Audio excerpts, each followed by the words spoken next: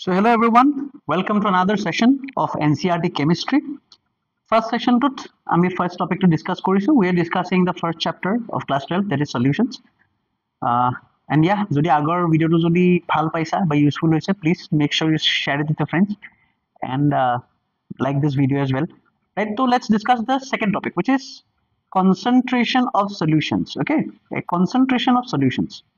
Basically these are all calculations. Simple kotha kobo gole ebur hoise amar mathematical part. Okay, ebur hoise mathematical part. So please remember ebur calculations. So jar maths problem ase tomalokor ekhini bostur logot tomaloke olopman jujibo lagibo. ঠিক আছে, তো what is the first concentration term? প্রথমটো হৈছে mass percentage. তো mass percentage মানে কি? তো first thing formula to তোমালোকে মন ৰাখিব লাগিব. What is mass percentage? It is mass of the component by total mass into 100%. ঠিক আছে, it's quite basic. Mass percentage or indication হৈছে কি W by W বা by mass বুলি কৈ দিব, by mass. Okay, now let me give an example. এটা তোমালোকৰ clear হৈ যাব. তো for example যদি suppose তোমাক কৈছে যে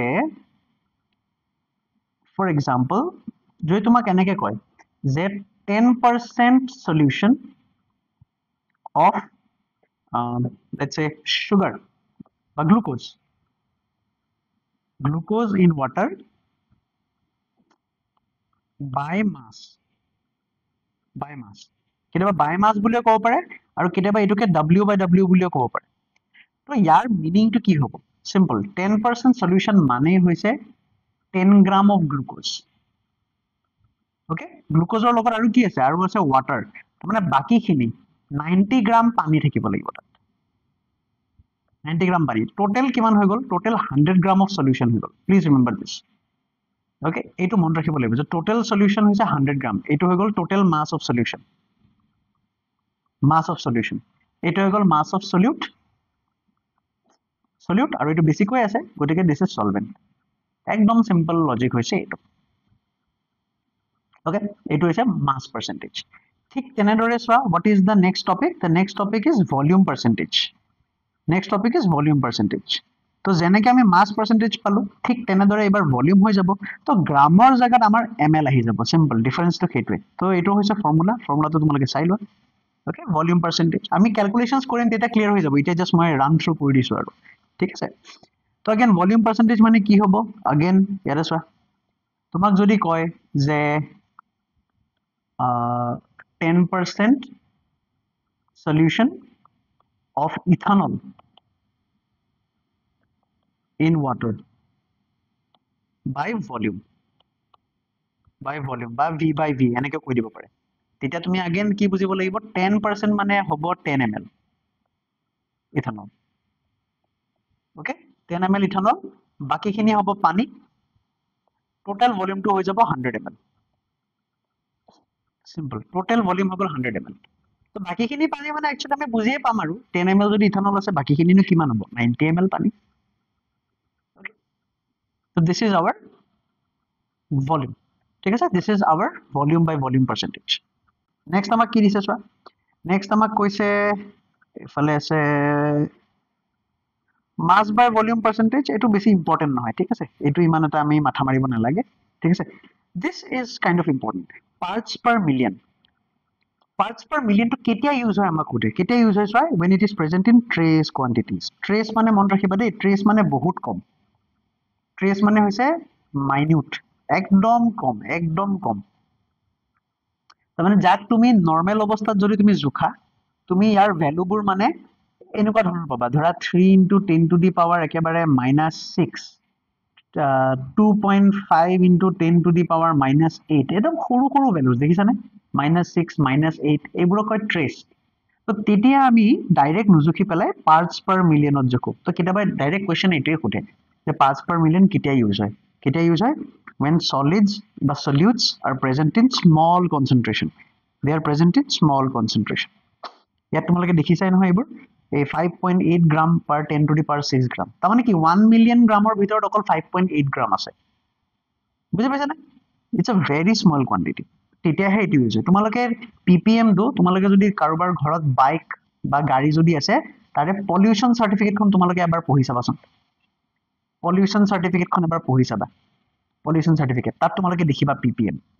যদি পলিউশ্যন সাৰ্টিফিকেটখন পঢ়িছা আৰু তাত যদি তুমি দেখিছা তেনেহ'লে ভিডিঅ'টোত এটা কমেণ্ট দিবা যে ছাৰ চালো বুলি দেই ভাল লাগিব মোৰ এতিয়া okay chalo let's move on to the next one is mole fraction is quite important কিয় important হয় এইটো তোমাৰ পৰীক্ষাত আহিছে simple কথা তো what is mole fraction fraction মানে গম পাইছাই নহয় হয়নে তো ইয়াতে কি হ'ব আমাৰ দুটা কম্পোনেন্ট থাকিব ঠিক আছে আমাৰ যোনটো সলিউশন আছে সলিউশনটো দুটা কম্পোনেন্ট থাকিব এটা কম্পোনেন্ট A হ'ব এটা কম্পোনেন্ট B হ'ব A number of moles of Na বুলি কম B number of moles of Nb বুলি কম হয়নে তেতিয়া তোমাৰ কি হ'ব টোটাল মোল কিমান হ'ব টোটাল moles হ'ব Na plus Nb okay এটা mole fraction কি হ'ব mole fraction to আমি এনেকে ডাঙৰ x এটা দি বুজাম এটো একচুয়ালি যাই বুলি কয় বাট ঠিক আছে আৰু x বুলি থাকিব ঠিক আছে xa mole fraction of A will be equal to what number of mole of A divided by total mole এটো similarly mole fraction of B কি হ'ব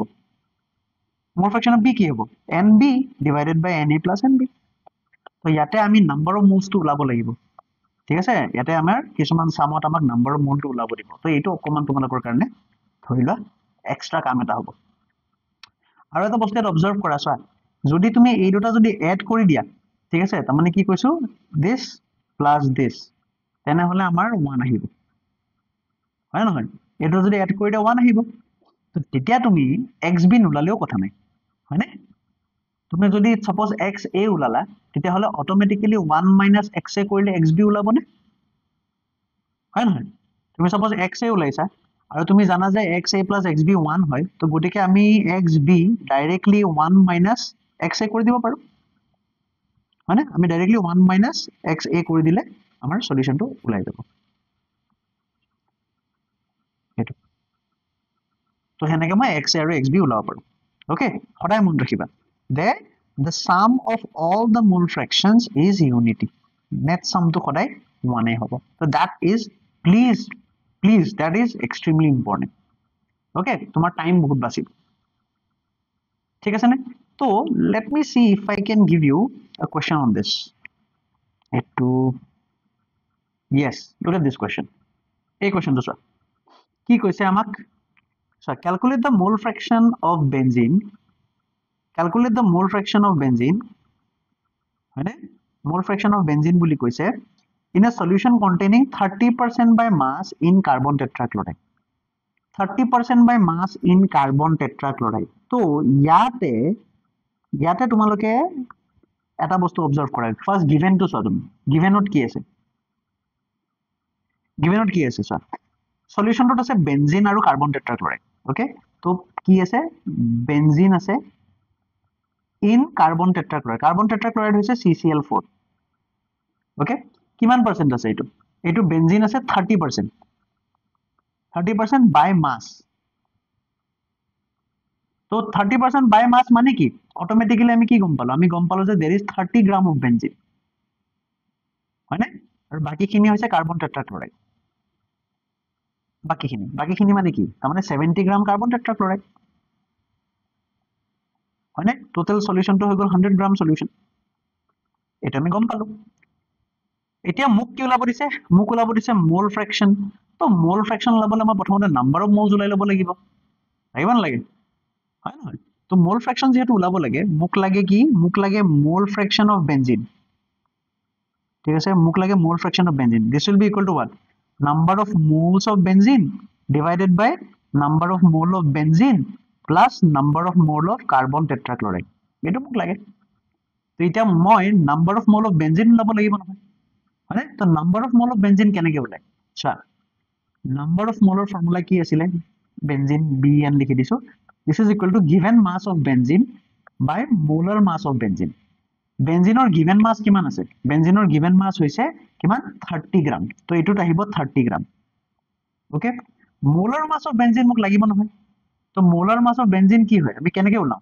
C6H6 হয় না কার্বন আছে 6টা এটা কাৰ্বনৰ হৈছে 12 আৰু হাইড্ৰোজেন আছে 6টা এটা হাইড্ৰোজেনৰ হৈছে 1 তো এটা এড কৰি দিয়া 78 গ্রাম per mole তো ইয়াতে আহি যাব 78 গ্রাম per mole simple হয় না তো এইটো যদি তুমি ক্যালকুলেট কৰা তেনেহলে তোমাৰ এইটো কিমান আহিব মই ইয়াতে ক্যালকুলেটৰ ইউজ কৰিছো তোমালোকে নিজে ক্যালকুলেট কৰিব লাগিব this will be 0.38 mol ঠিক আছে 38 mol তো এটা মই পালো molar mass of benzene to মই পালো molar mass এ গৈছো number of moles of benzene to মই পালো that is how much that is 0.38 mol similarly মই কি উলাব লাগিব similarly মই উলাব লাগিব number of mole of what number of mole of আৰু কি আছিল CCl4 উলাব লাগিব তো number of mole of CCl4 উলাম আকৌ given mass by molar mass তো এটো হৈ গল 70 given mass আছে ইয়াতে 70 আছে given mass molar mass of CCl4 উলাব লাগিব নহয় তো CCl4 কাৰ্বনৰ হৈ গল 12 ক্লোৰিনৰ 4 into 35.5 তো এটো যদি কৰা এটো কিমান আহিব 35.5 যদি এটো কৰা this will be almost 154 gram per mole তো এটো গ্রাম আহিলে এটো 154 gram per mole আহিলে তো এটো তোমালোকে ক্যালকুলেট কৰিবা ক্যালকুলেট কৰিলে তোমালোকে পাবা 0.45 গটিকে এতিয়া যদি মই মোল ফ্র্যাকশন যদি উলাও এই ফর্মুলাটো যদি ডাইরেক্টলি যদি পাতি দিও what will be my answer জায়গা আছে নে আছে আছে তো therefore mole fraction of benzene will be equal to what number of mole of benzene হৈ গল কিমান 0.38 হয় নহয় তো এটো হৈ গল 0.38 divided by total sum কৰি দিয়া এটো আৰু এটো এড কৰি দিয়া 0.38 plus 0.45 একেটা এড কৰিলা মোটামুটি ক্যালকুলেটৰ যদি ইউজ কৰা তেনে হলে you will get this to be around 0.46 এনেকুৱা কিবা এটা আহিব so what is the mole fraction of benzene it is 0.46 so I hope তোমালোকে এটো ক্যালকুলেশন বুজি পালা right যদি বুজি পাইছা give me a thumbs up right and if you find the video helpful then share it with your friends next session আমি ইয়াতে আৰু কেইটামান নিউমেৰিকেল কৰিম